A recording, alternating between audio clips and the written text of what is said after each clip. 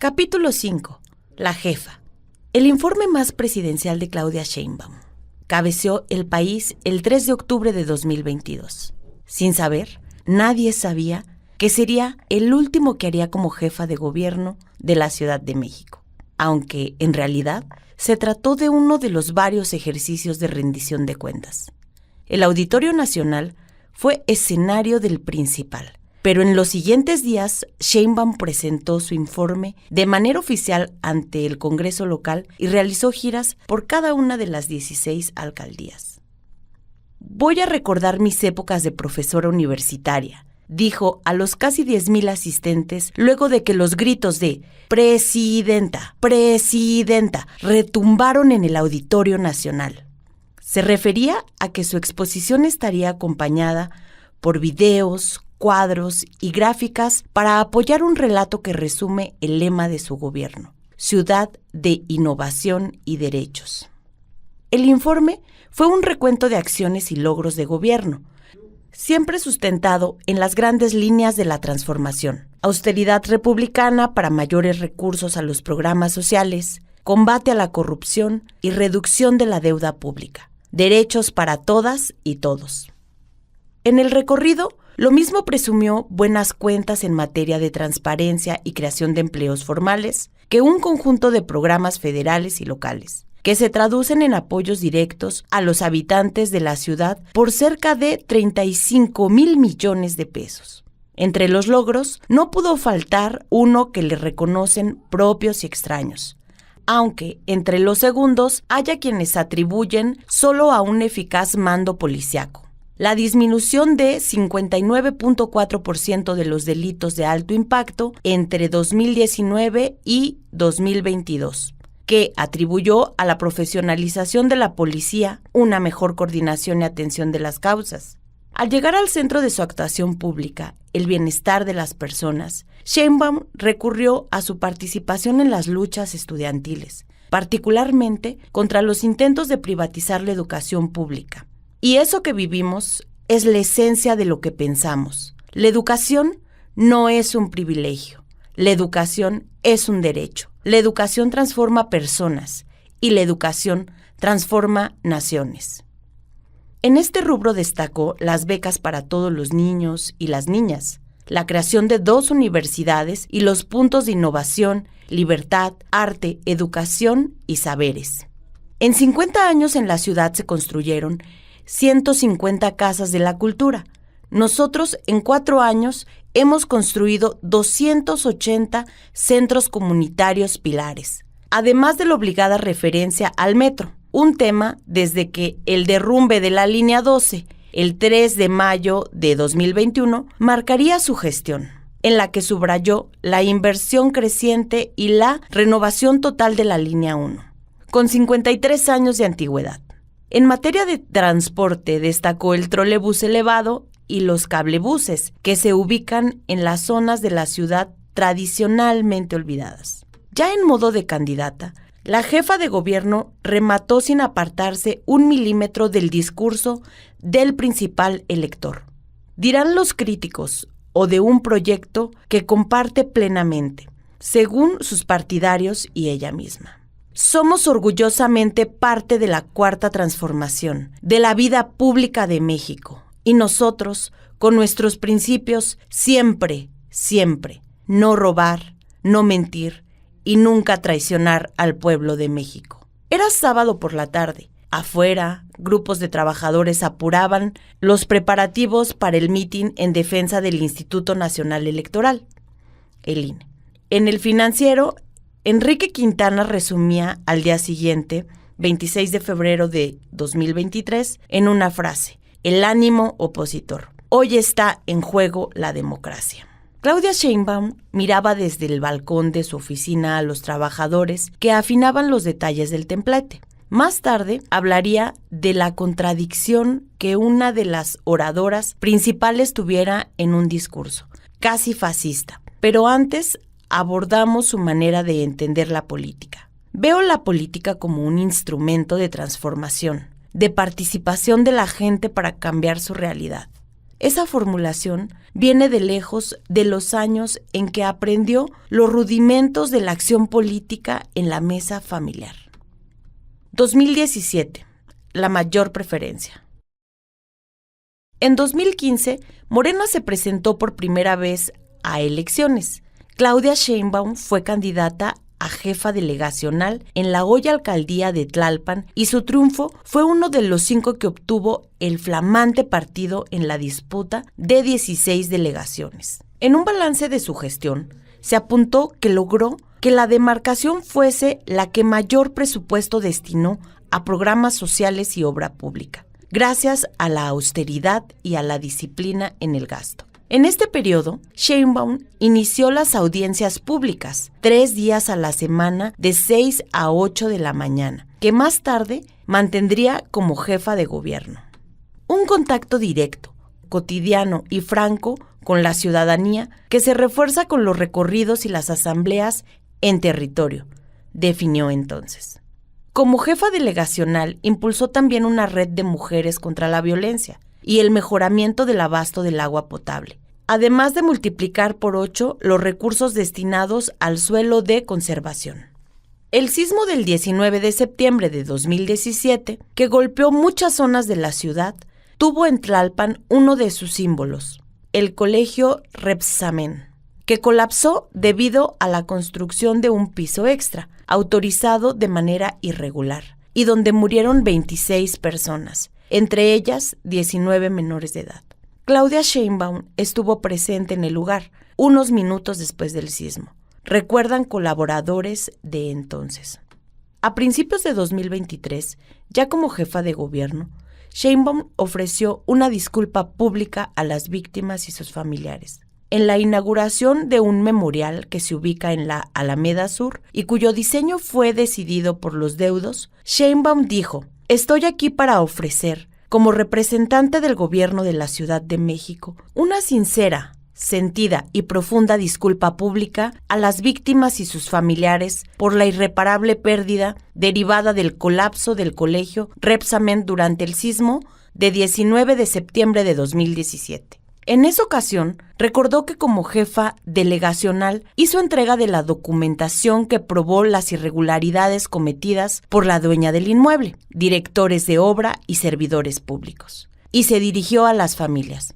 Como mujer, madre e hija, sé que no hay palabras que aminoren la ausencia y brinden el consuelo necesario. Pese a haber ocupado una importante posición en el gobierno de López Obrador y del cargo de los segundos pisos, la obra emblemática del periodo, entre otros, en 2017 Claudia Sheinbaum era poco conocida, admiten algunos de sus cercanos, incluso entre los habitantes de la Ciudad de México. Para efectos de las encuestas, claro. En el equipo que la acompañó una vez que decidió contender por la candidatura de Morena al gobierno capitalino, comentan que tenía apenas un conocimiento de 8%. Esa cifra la colocaba en un lejano tercer lugar, detrás de personas con mayor tiempo de exposición pública. Martí Batres, Ricardo Monreal, entonces alcalde de la Cuauhtémoc, y Mario Delgado, entonces senador. Claro, sus negativos eran menores, dice un integrante de aquella campaña. La ventaja de Claudia se logró, presumen sus colaboradores, en unas pocas semanas. El 24 de agosto de 2017, tras un encuentro de los contendientes, Monreal se declara luchador en desventaja contra la nomenclatura y daba comienzo a un periodo de amagues y coqueteos con otras fuerzas. Un comportamiento político que repetiría años más tarde en torno a la candidatura presidencial. Terminada la reunión, Batres publicó en redes sociales los datos esenciales del resultado de la encuesta interna. La información que nos han dado, el más conocido, Batres, y la mayor preferencia, Claudia Sheinbaum. Claudia Sheinbaum, primer lugar. Martí Batres, segundo. Ricardo Monreal, tercero. Una hora después del tuit de Batres, en su página de Facebook, Sheinbaum dio acuse de recibo. Lo asumo con orgullo, responsabilidad y agradecimiento. No vamos a defraudar. Mi reconocimiento a Martí, Ricardo Monreal y Mario Delgado. Son compañeros a los que admiro y me siento honrada de caminar siempre junto a ellos. Lecciones desde la Ciudad de México. Cuando era alcaldesa de Tlalpan, 2015-2017, y preparaba su candidatura a jefa de gobierno, Sheinbaum organizó una serie de foros para abordar los retos de una de las ciudades más grandes del mundo, la Ciudad de México que soñamos. Y en ellos participaron especialistas en distintas áreas y ciudadanos de a pie, que aportaron diagnósticos y propuestas. Algunas de las personas ponentes ocuparían posiciones en su gabinete de la jefatura de gobierno. Los foros dieron como resultado una publicación, coordinada por la propia Sheinbaum y Marina Robles, la actual secretaria de Medio Ambiente, que recogió las participaciones en los foros, así como entrevistas y colaboraciones bajo una perspectiva que daba cuenta de una idea de gobierno. Todos los capítulos se abordan desde la perspectiva del bienestar, de la felicidad de la gente, del sentido de seguridad, de la riqueza de la colectividad, del compromiso de participar por un futuro mejor.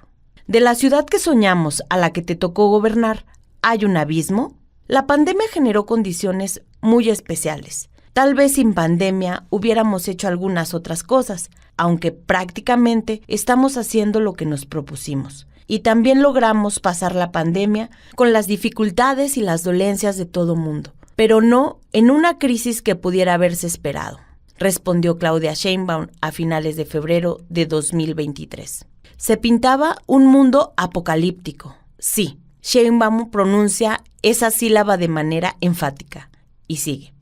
Hubo un documental de la Organización Panamericana de la Salud, La Tormenta Perfecta, donde pensaban que la Ciudad de México iba a tener escenarios grotescos, terribles, de muertes en las calles. Y no, logramos trabajar en conjunto, coordinar y trabajar todos los días para que no fuera así. Y con un esquema distinto de lo que fue el escenario europeo o de ciudades de América Latina, donde se prohibía a la gente, se le multaba si no se hacían ciertas cosas.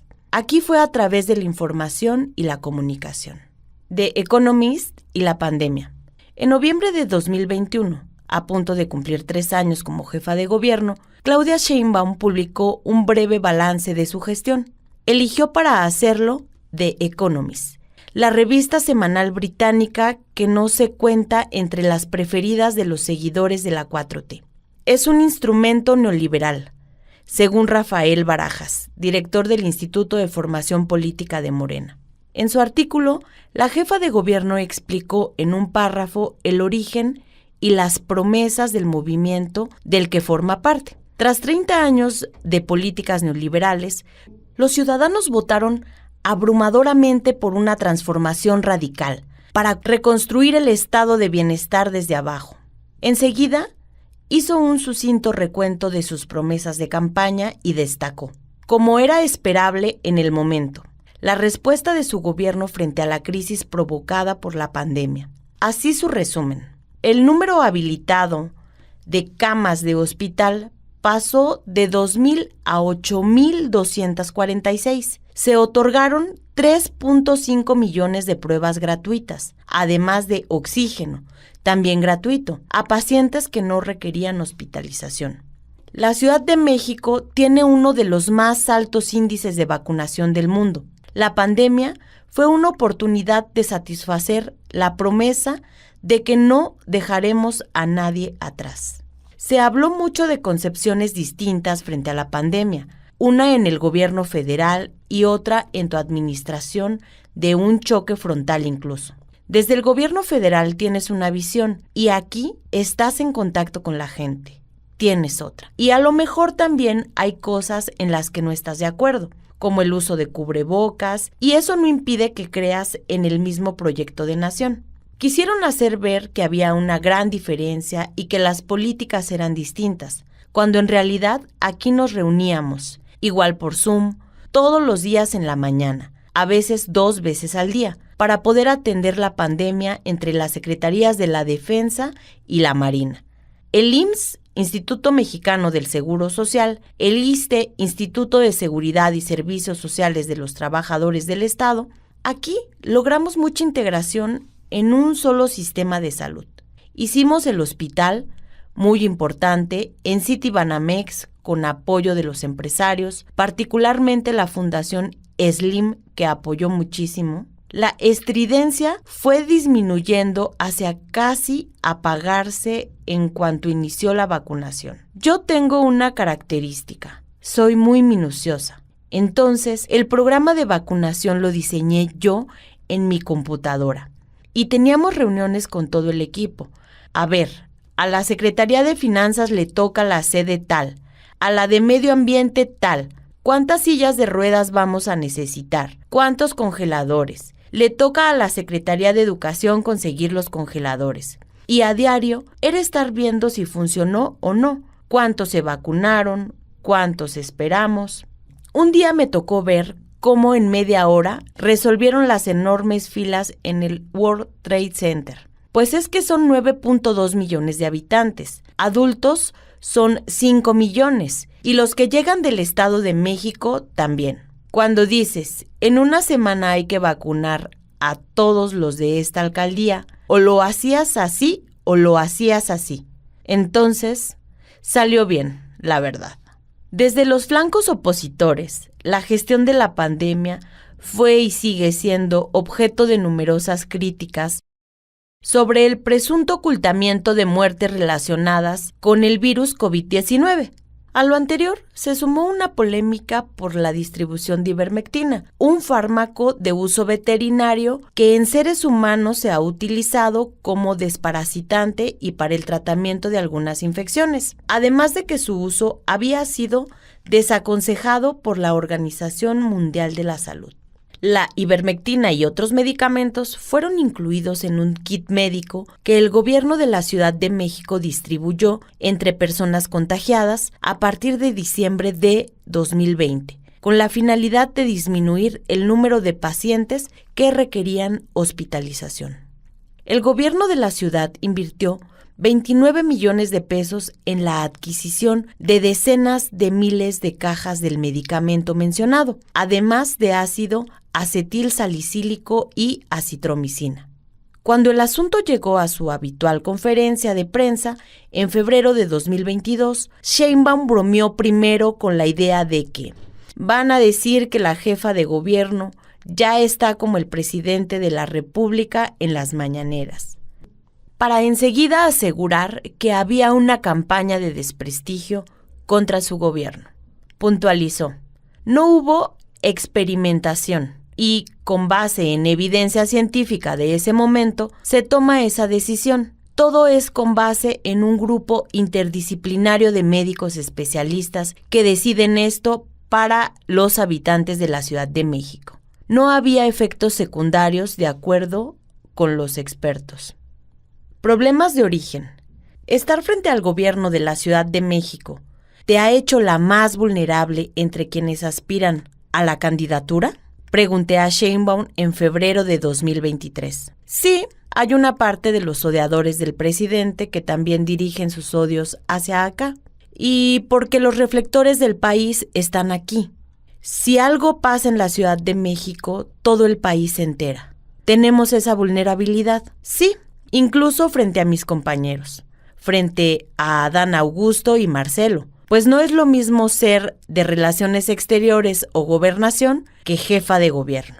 Ellos tienen más movilidad, pueden ir a un estado u otro y nadie los cuestiona. En mi caso, si salgo un domingo preguntan, ¿qué hace la jefa de gobierno en Tamaulipas? Unas semanas antes, el 7 de enero de 2023, un nuevo accidente en el metro, esta vez la línea 3, había obligado a Sheinbaum a regresar de una visita a Michoacán, parte de los recorridos que había iniciado con el fin declarado de presentar políticas públicas exitosas. En el accidente, resultado del alcance de 2 trenes, murió la joven estudiante del UNAM, Yaretsi Adrián Hernández Fragoso, y resultaron heridas 59 personas. Unos días más tarde, el presidente López Obrador y Sheinbaum anunciaron el despliegue de 6.060 elementos de la Guardia Nacional en las instalaciones del metro, debido a la sospecha de que los continuos incidentes podían deberse a actos de sabotaje. La decisión del gobierno capitalino se deriva de los recientes acontecimientos. El alcance de trenes en la línea 3 y los incidentes registrados en las líneas 7 y 8 se dijo en un comunicado. En la mañanera del 12 de enero, Sheinbaum aseguró que, lejos de disminuir, el presupuesto del metro se había incrementado en 4,000 millones de pesos respecto de 2018, hasta 19,000 millones de pesos. Hay presupuesto. Evidentemente se está haciendo todo el diagnóstico, el trabajo con los trabajadores del metro de manera muy importante para, si es necesario más presupuesto, otorgarlo. Pero aún así, y por seguridad, y sobre todo por la preocupación de la ciudadanía, de los usuarios del metro, hemos tomado la decisión de pedir apoyo de la Guardia Nacional. Los informes sobre el estado del metro y las inversiones realizadas por el gobierno se habían vuelto ya cotidianos en los mensajes de la jefa de gobierno. El despliegue de la Guardia Nacional ocasionó una tormenta mediática en la que se acusó militarización y negligencia del gobierno. La Comisión de Derechos Humanos de la Ciudad de México dice haber recibido 0 quejas por la presencia de la Guardia Nacional en el metro. Estamos por presentar los datos. Ha disminuido el robo del cable en el metro, que sigue siendo un tema gravísimo. Traíamos lo del robo del metro como uno de los elementos principales del accidente. Y después empiezo a ver todo el robo. Y es un tema mucho más complejo de que llegara un indigente a cortar un cable, sino ya un tema de delincuencia mucho más armado. Y además a la gente le ha ayudado. En este punto, Sheinbaum destacó el apoyo que tuvimos del presidente. Creo que más que un apoyo a mí, fue un apoyo a la gente, porque son 4 millones de personas las que se mueven en el metro. Y él sabe la importancia que tiene el metro. Fue jefe de gobierno. Y aparte, pues nos metimos, digamos, a las entrañas para saber qué estaba pasando. Muchas ineficiencias, pero desde hace 15 o 20 años, en las compras, claro, no se notaba. Pero ahora, cuando la línea tiene 53 años, 50, 48, las otras, pues se nota más. Entonces, nos metimos a hacer mucho más eficientes el gasto, a ver qué se compraba, qué no. Se va a mejorar todavía más el metro. Y esta es la gran pendiente de la línea 12. A ver, la línea 12 tenía fallas en la construcción. Yo no quise hacer de esto un tema político, porque ¿qué sentido tenía? Digo, la responsabilidad es rehacer la línea 12, que está costando muchísimo trabajo. Y la verdad es que aquí Carlos Slim se ha estado portando bien. Incluso él es el que quiere que todo quede perfectamente. Se están teniendo muchos mecanismos para asegurarlo. Y nosotros también. Pero sí, tenía problemas de origen.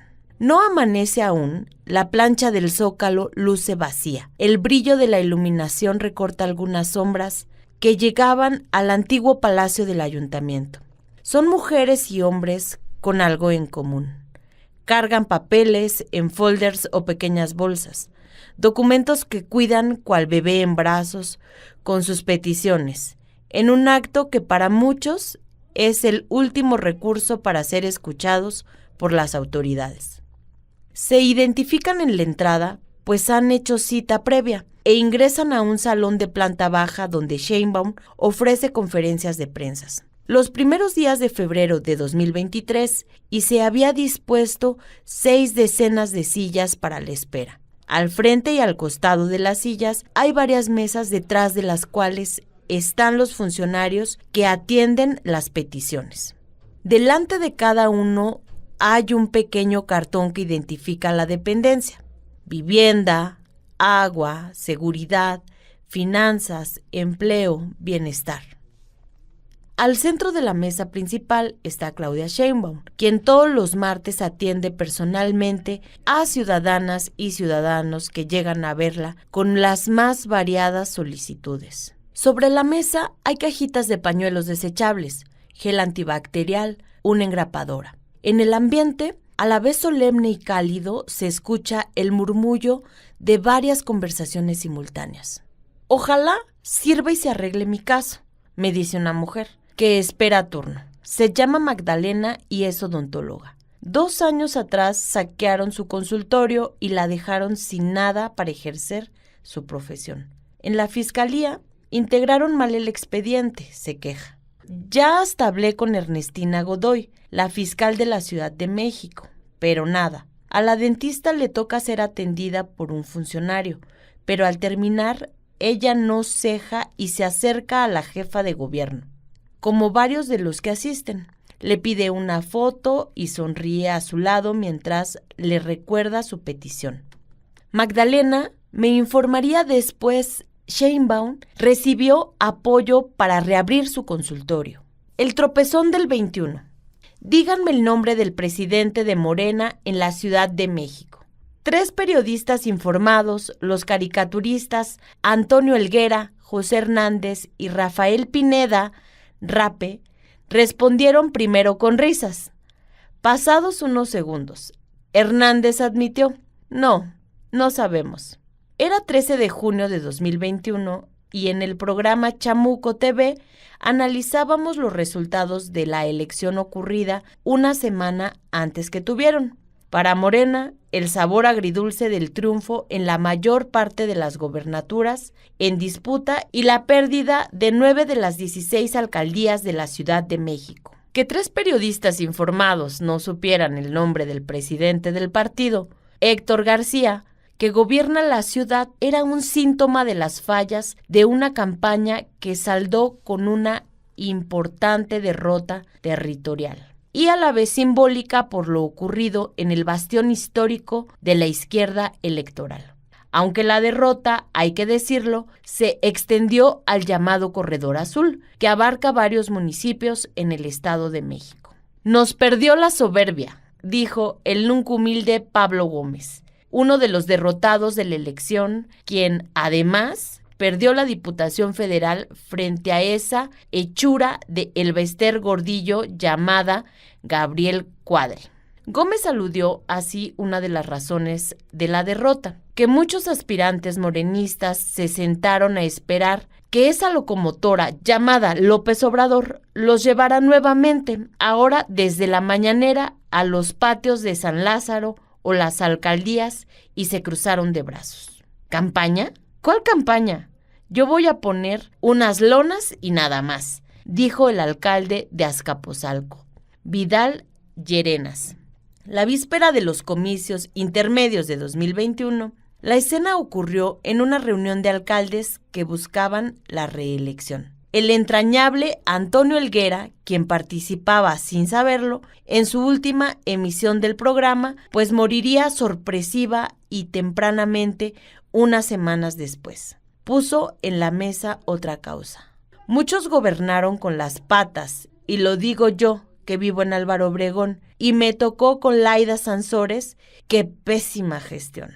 Con todo, la pésima gestión de Sansores fue premiada con la candidatura al gobierno de Campeche, y Ricardo Monreal, que jugó con la oposición, siguió en su puesto de coordinador de senadores, mientras Sandra Cuevas, la advenediza que el zacatecano ayudó a convertir en alcaldesa de Cuauhtémoc, se convertiría en una piedra en el zapato del gobierno de la ciudad.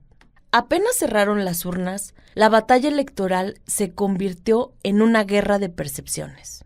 Desde los flancos opositores se pretendió instalar la idea en la opinión pública de que se había logrado parar la maquinaria electoral de Morena y se había arrebatado al oficialismo algo que nunca tuvo: la mayoría calificada en la Cámara de Diputados. Los resultados prueban, dijeron en todos los tonos dirigentes opositores, que se puede derrotar a López Obrador. Del lado de la 4T se celebró el triunfo en la mayor parte de las gubernaturas en disputa. lo que significó un avance territorial inédito. Si se considera que Morena arrancó el sexenio con solo 5 gobernaturas, en el recuento de los datos duros, Morena tuvo resultados mixtos. Obtuvo más de 12 millones de votos. Ganó 11 de las 15 gobernaturas en disputa. Ganó la mayoría en los 19 congresos locales. Logró la mayoría simple en la Cámara de Diputados. Mantuvo la hegemonía de Iztapalapa, Tijuana, Ecatepec y Ciudad Juárez. En el Estado de México arrebató Texcoco y Ciudad Nezahualcóyotl al PRD. Morena y sus aliados perdieron 34 distritos de mayoría, así como 4.182.014 votos con respecto a la elección federal de 2018. Perdió algunas de las principales ciudades del país, entre ellas Puebla, León, Chihuahua, Zapopan, Huixquilucan, San Pedro Garza García y Monterrey.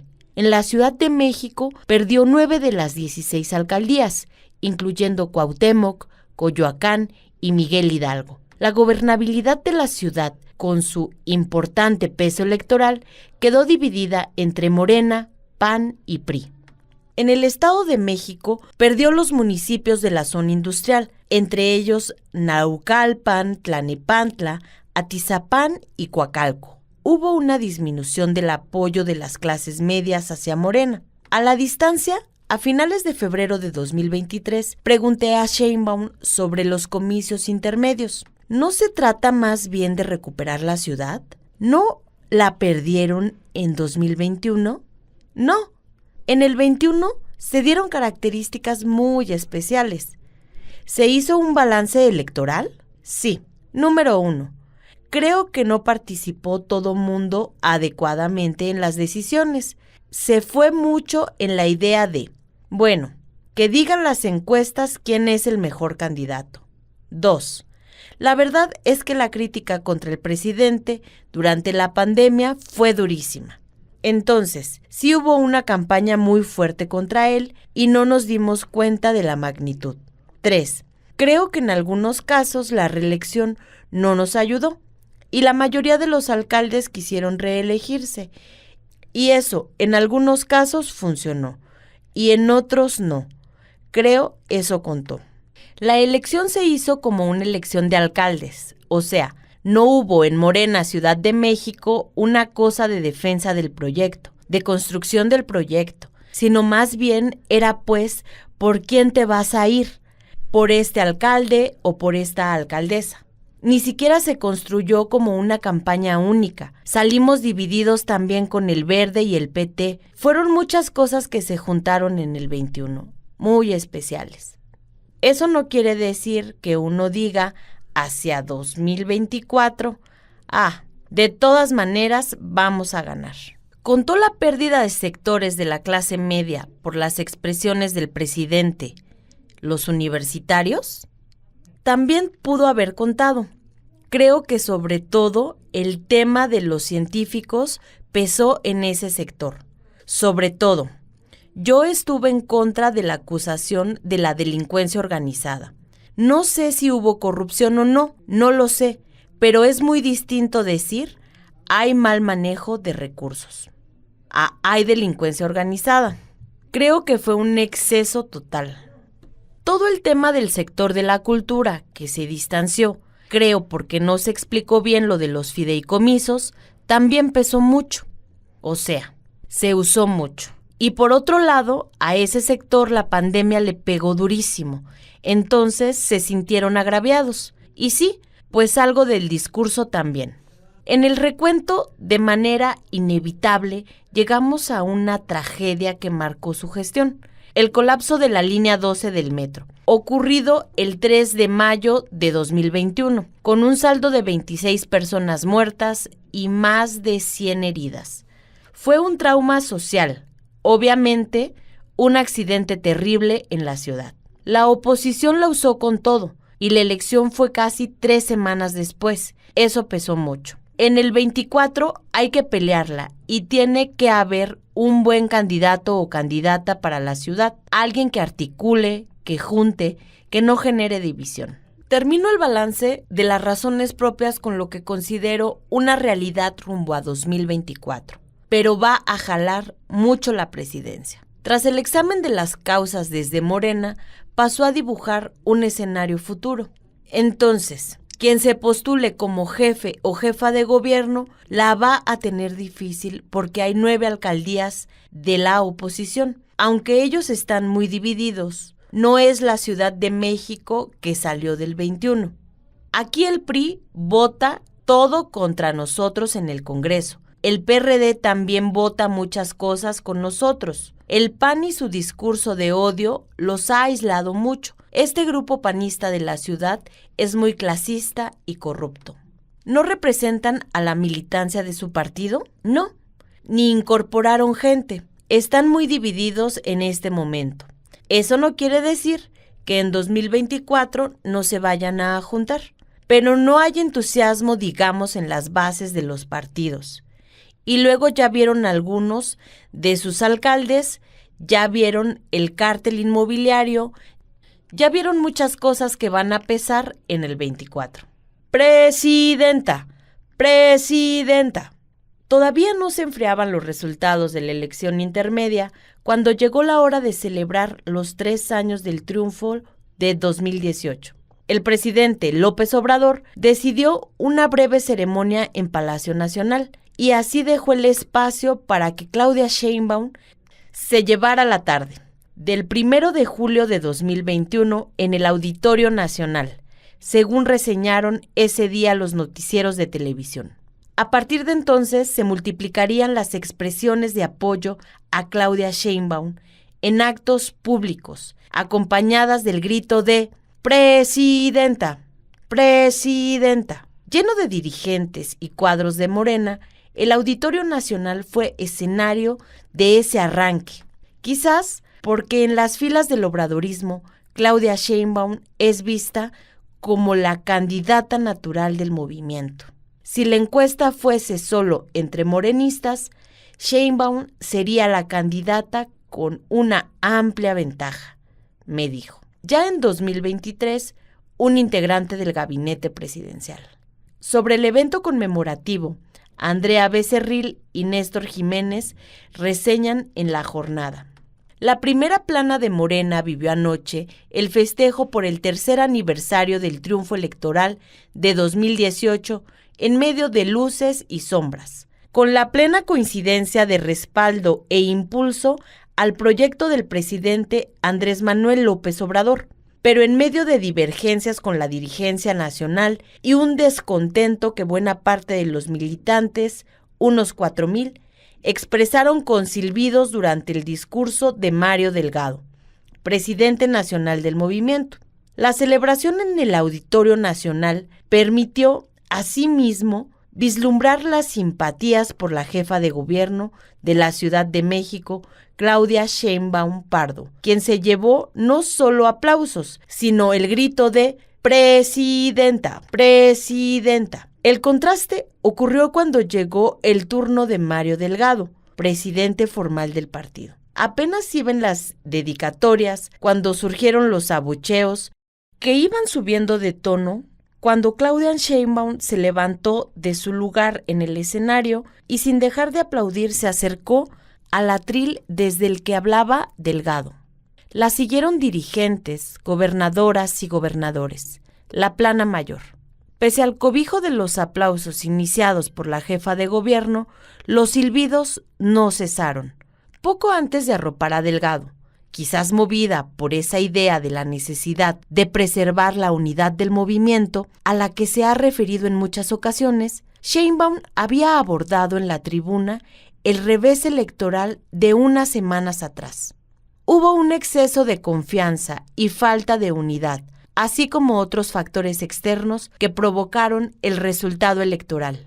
En los días posteriores de 2021, conversé con un viejo cuadro de la izquierda chilanga, devenido morenista, para alguna nota o comentario en espacios de opinión. Utilicé algunos de los elementos de su análisis, pero otros quedaron en la libreta de reportero como suele ocurrir. Entre los militantes de Morena, la versión más extendida de la pérdida de alcaldías y diputaciones fue que falló la operación de la jefa de gobierno, cuando en realidad tuvieron más peso otros factores.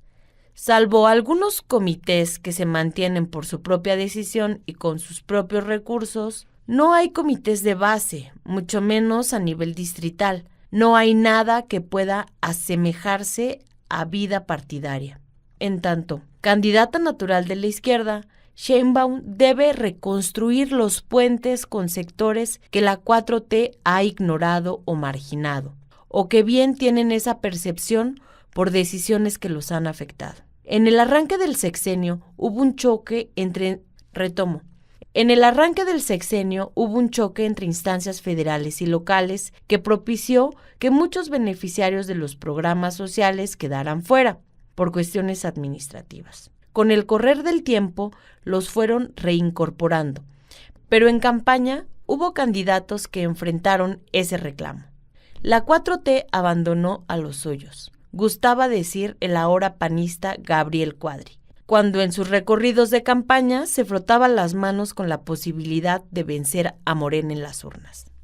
La división interna afectó varias candidaturas. En algunos lugares, los perdedores dejaron caer los brazos, en otros respaldaron las candidaturas de oposición, como Ricardo Monreal en la Cuauhtémoc.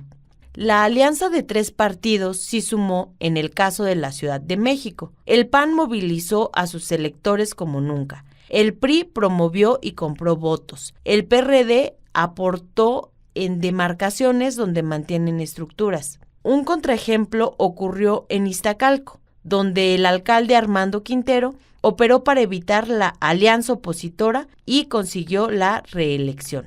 La arena reclamaba cabezas y no hubo una sola por la tragedia de la línea 12. Acabamos de conmemorar la matanza del 10 de junio de 1971. No debemos olvidar de dónde venimos. Muchos lo olvidaron y se dedicaron a mirarse el ombligo.